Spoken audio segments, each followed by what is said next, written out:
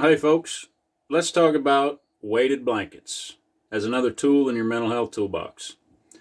I've always liked the idea of having one or getting one for probably 8, 9 years now.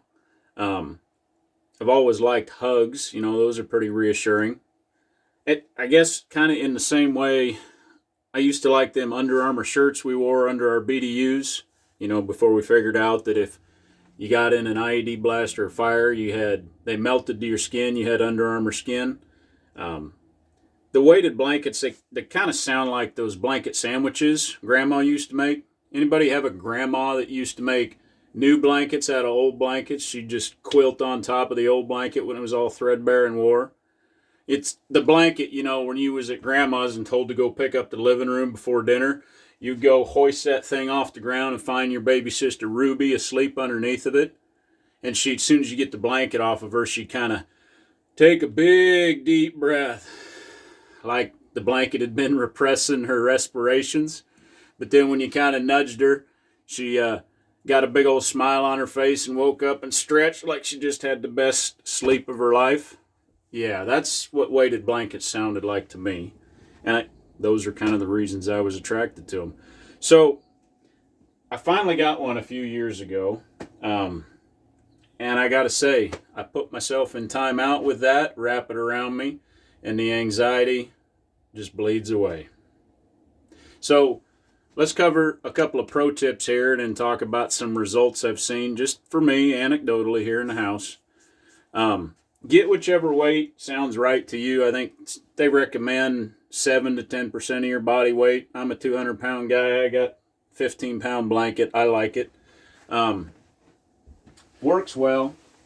They do say that you can put like a duvet cover over it so you can launder that because this doesn't go through the wash very well, but I hate duvets. So when you're lying down, I really like to keep my feet and my arms, or at least my hands, outside of the blanket, like that. And sometimes, especially on the right side, I'll keep my whole arm out up to the elbow because being under the blanket sometimes exacerbates my carpal tunnel syndrome. And my feet, for some reason, just don't like being squashed down. Now, it's different if you're laying on your side or whatnot. I will also wear it over my shoulders if I'm moving around the house or having a rough morning or whatever, but I still got to get some work done. Go drink a cup of coffee like that. That's pretty reassuring. Go sit down in the chair. Oh, enjoy my coffee. And I don't know. See what works for you. Yeah, they are kind of heavy, hard to get out of a chair. So when it becomes annoying, because it does after, I don't know, for me about 15, 20 minutes, it depends, just stop. Stop using it. So like I said before, for me, the anxiety just bleeds away. That's kind of the main reason I started using them. But also, it's helped calm my psychosis.